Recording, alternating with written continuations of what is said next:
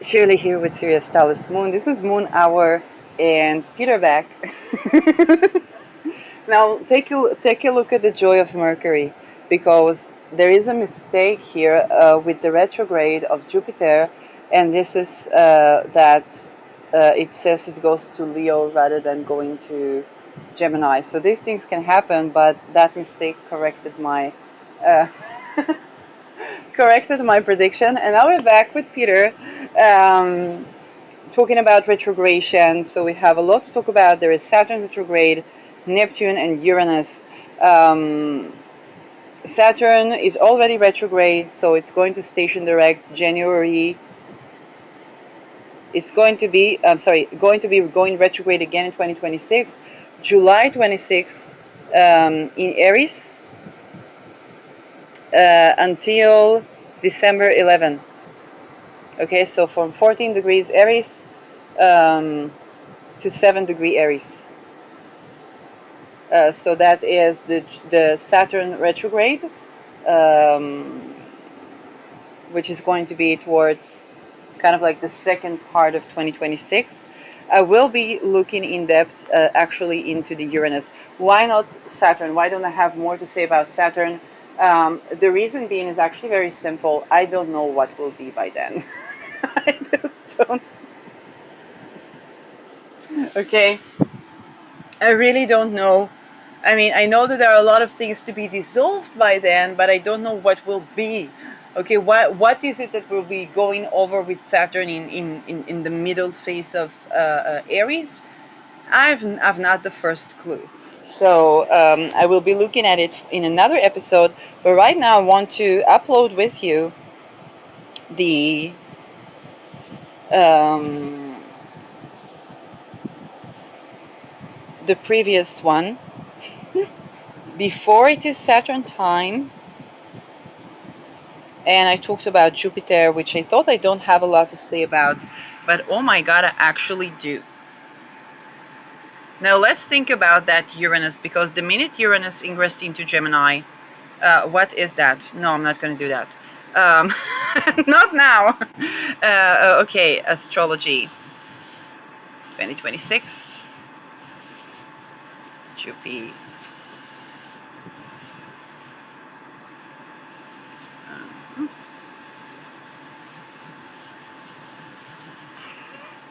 So let's have fun.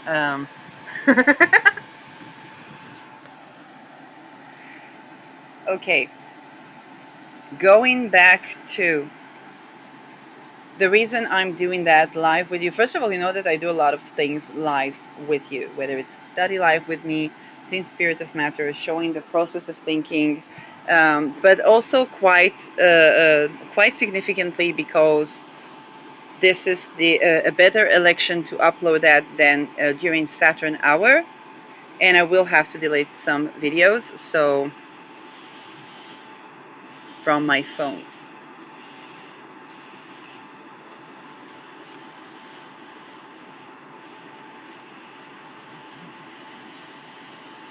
Losing my mind, using my religion. Yeah. So that is just the upload. I'm going to let that be, and back to Uranus. February. Okay, so we're gonna have Uranus retrograde. We're entering 2026 with the retrograde Uranus, and it's going to go direct February 4, and then retrograde again in September 10 in 5 degrees Gemini. So let's get deeper into that retrogression, because we're going to need 2025 here as well. And Uranus begins its retrogression on September 6th in 1 degree Gemini, where it's already pretty much close to and conjoining Sedna. And then it's going to go all the way to 27 degree Taurus, which is where we're starting in January 1st, 2026. and then will retrograde again from 5 degrees Gemini. So we are basically having another touch at the last 3 degrees of Taurus, um, which is going to conjoin Beta Persei as well. And this is, very simply put, we're not done with Uranus in Taurus. Now, if I try to characterize Uranus in Taurus, it was a revolution of people having a voice and people having to rebel to have a voice. For me, Uranus was in my third house, and it was both when I began to do an astrology with my content. Okay, I began to do content about astrology in my social media, and when I had to rebel against those that try to silence both me doing astrology and me having social media. So it's a very interesting experience. Um, for many people that have significant points in the last degree of Taurus, very simply put, you're not done with. One of the major significations we had on a worldly scale, yeah, I'm not going to say it. But I wonder how will that come about. I'm just not gonna, like, if you know, you know. You can, it can be a try to think what did we what happened. Um, so Uranus going doing the back and forth with Gemini. Now Gemini is also about speech. Gemini is about trade. Gemini is about speech. Venus is about values. Venus is about the right to speak, the value of speaking, um, the voice itself, okay, the voice being unusual, and so on and so forth. Gemini is about speech being unusual. So, and Uranus ingressed into Gemini with Venus. So it's kind of like we haven't really gotten, only now that Venus is in Cancer, do we get a little bit of a perspective of Uranus without Venus in Gemini. Um, so we're not really done with anything that has been taken trajectory since 2018. I actually recorded a 2018 to 2025 video of Uranus in Taurus and rethinking about my own blog, which I didn't manage to upload. So very likely what happened is that it was still uploading when I deleted that from my computer. And I got only myself to blame here. But that was probably because it's not done. It's not over yet. We haven't said the final notes, the final words. Um, and those who, and this is the point, the more is another thing that I had in the past day. I guess it was so fated for me to talk about astrology of 2026 today. I don't know why. But uh, when you place stress on Uranus, you get the the opposite of the desired response. So,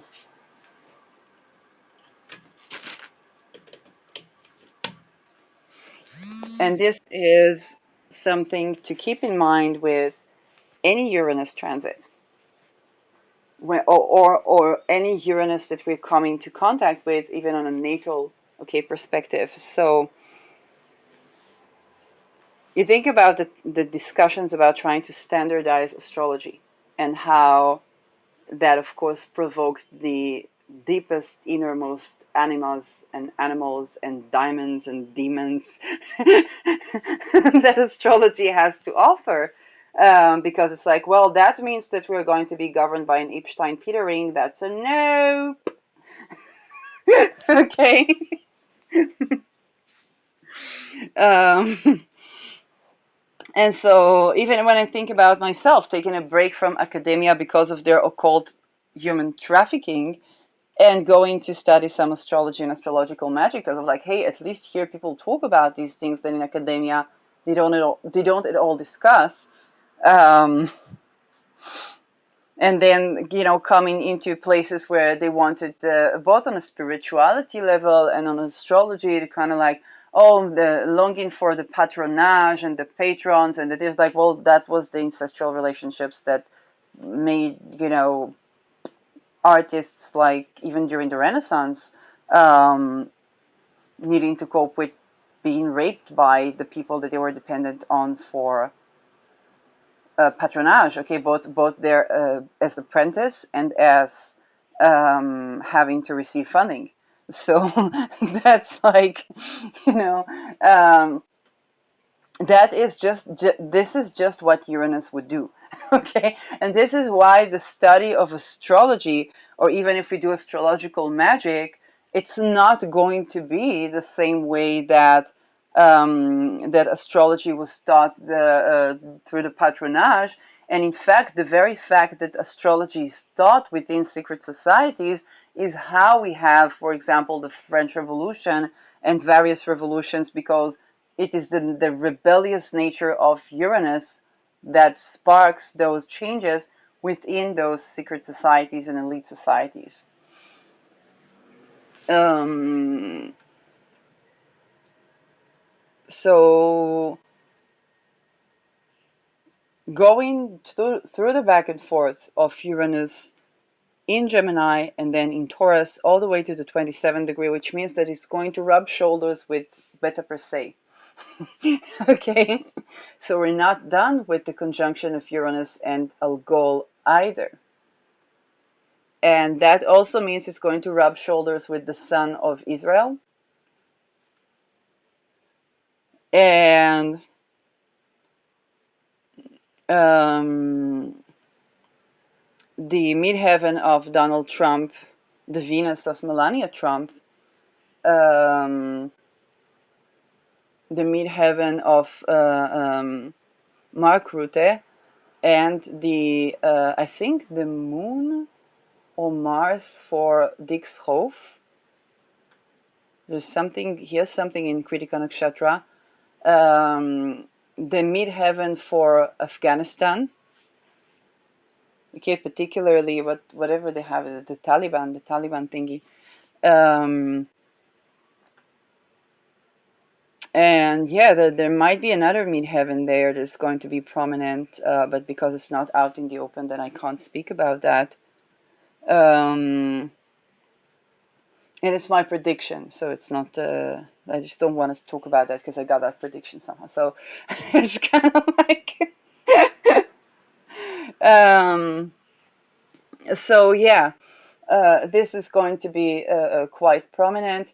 People that have Ra or Ketu in the first degrees of Gemini and the last degrees of Taurus, then that's going to they're not done with Uranus going over their Rahu and Ketu.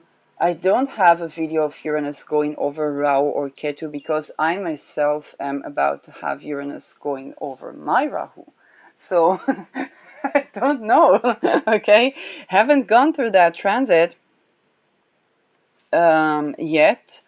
Um, and Uranus is after my Ketu, so it wasn't going over my Ketu in my life. And so this is also a transit that they can't, like, I don't have that value to bring to the people in that sense.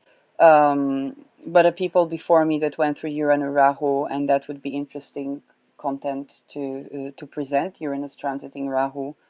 For those that have gone through that transit,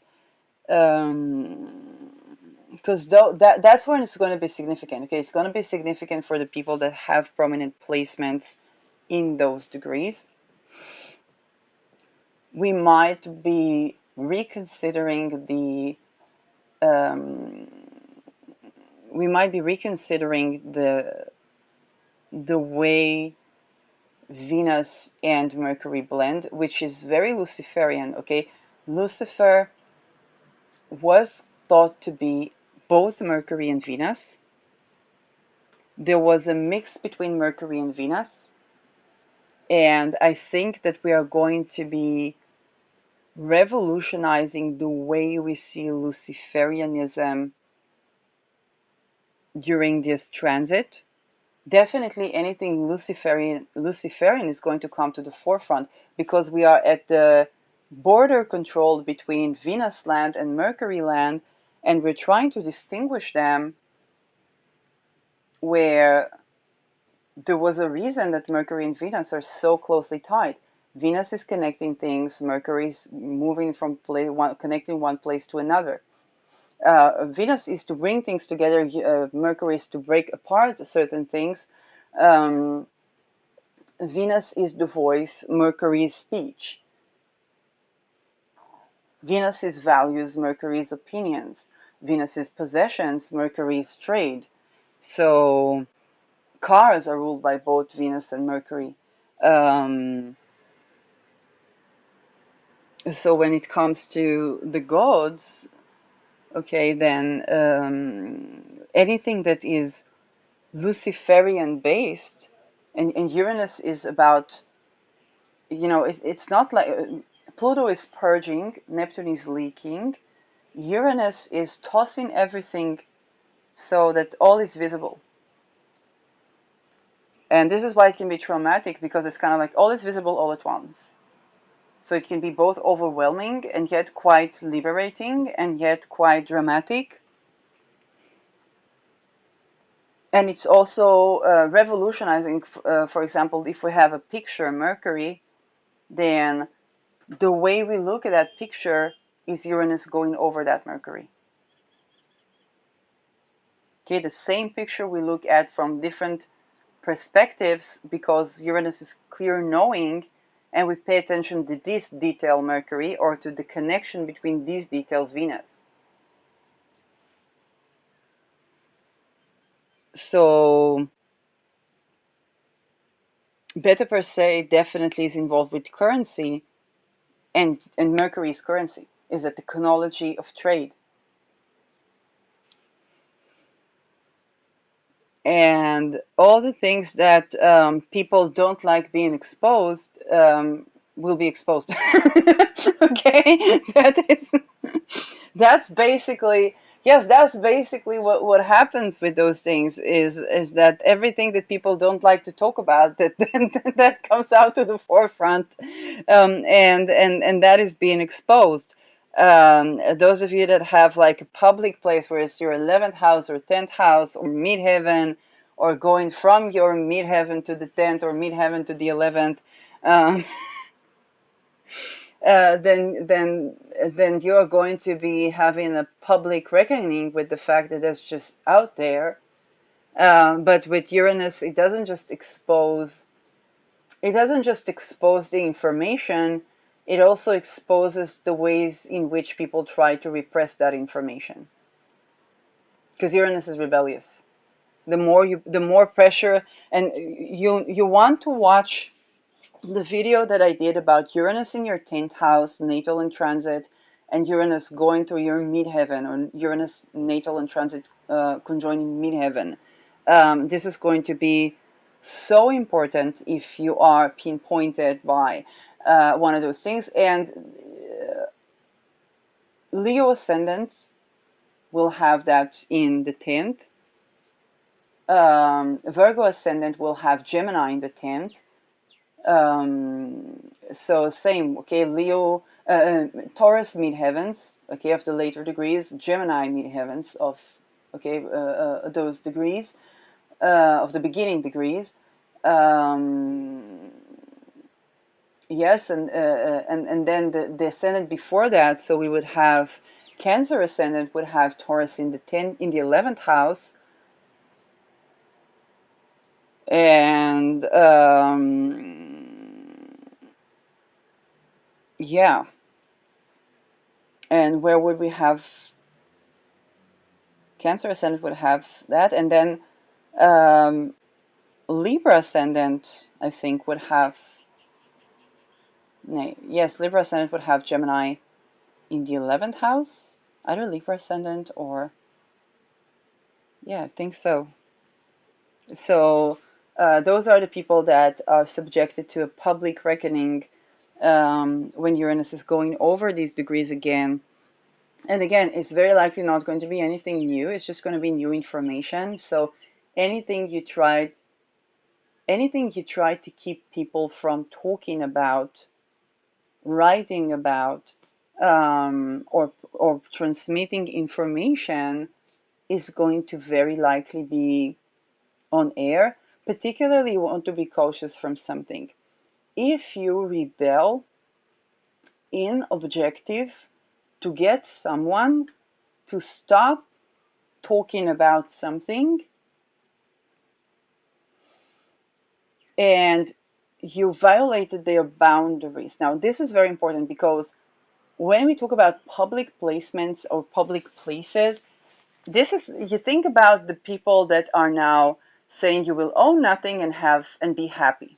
Okay, so ownership and having things and possessions has to do with Venus, and the trade around that has to do with Mercury. So you think about those people trying to control the information or trying to control the discourse, so that people will not have the right to speak against whatever it is that, okay, that the whatever policies and so on. And so if you're a public figure and in a hidden way you're doing something that limits somebody's speech or somebody's even possessions, with Venus it can have to do with sensuality. Okay, so it's not like sexual boundaries like Mars or Scorpio, but it's definitely sensuality. So it can be in an indirect way. It can be sexual boundaries because they affect the ability of a person to be feminine and sensual, gay or straight. Okay, um, and so if you're doing something that is hidden, that is kind of like a block, okay, that block will be liberated together with the attempt to block would become visible or audible.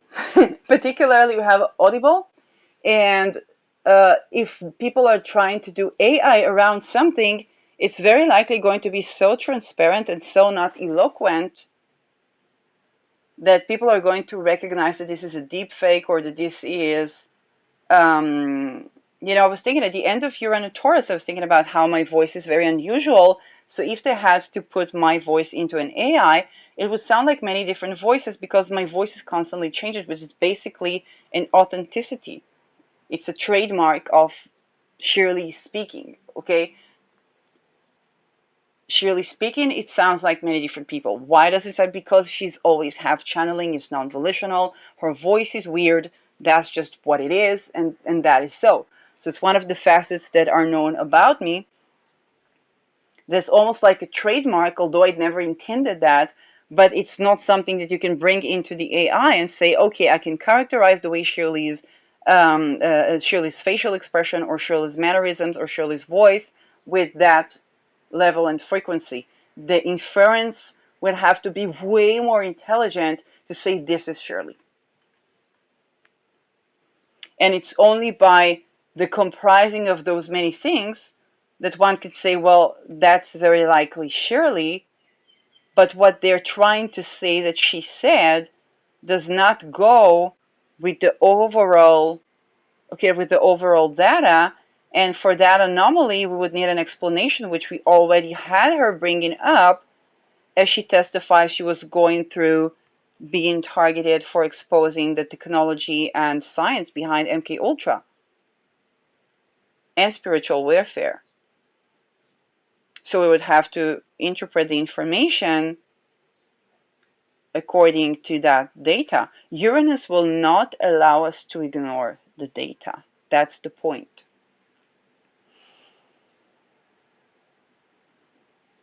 It does require us to look at something from various point of views, let go and allow Uranus to do whatever it came to do so that we have a completely liberated view of that aspect.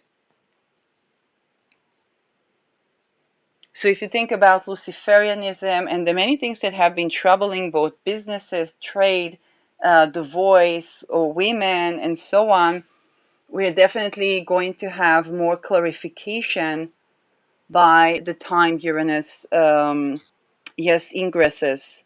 Um, by the time Uranus ingresses back into Gemini to meet with Saturn, the technological giant of millennia. So this is what I have to say about Uranus, and I'm going to keep it beetroot length and go back to, I think, do we even have more about Neptune and Pluto here? Because Neptune will be going retrograde from July 7th at 4 degrees Aries to 1 degrees Aries in December 13. Pluto will be going retrograde on May 6th, my solar return. 5 degrees Aquarius. Oh, it's already going through the square with my Venus. And then direct on October.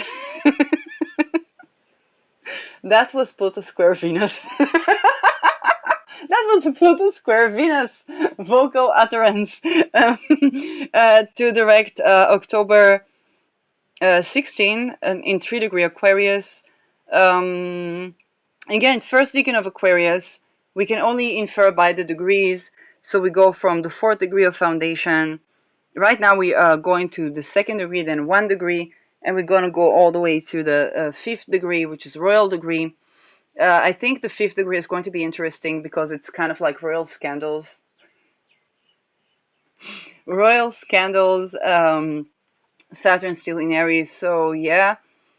And then all the way to the 3rd degree, which means that the Pluto Scorpios between degrees at least 2 to 6 or even 7 are beginning to have their Pluto square.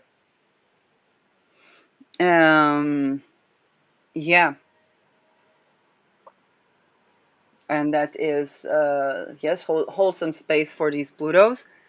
Then Chiron. Chiron is the last retrograde to discuss, and it will be actually, we're entering 2026 with Chiron retrograde and then going direct to June 2nd on the 22nd degree of Aries. So this is the Chiron that touched 3 times on the 22nd degree of Aries. Which for me marks safety houses and field wilders. And so, we're going to go all the way back to the 22nd degree of Aries. The wound around assassination. Chiron is the wounded healer, and Aries has to do with assassination. And then it's going to go again retrograde on August 3rd in 0 degree Taurus. Chiron, which means, okay, Chiron deserves an episode. It's going to ingress into Taurus in 2026. We're going to cut this episode now and then record another.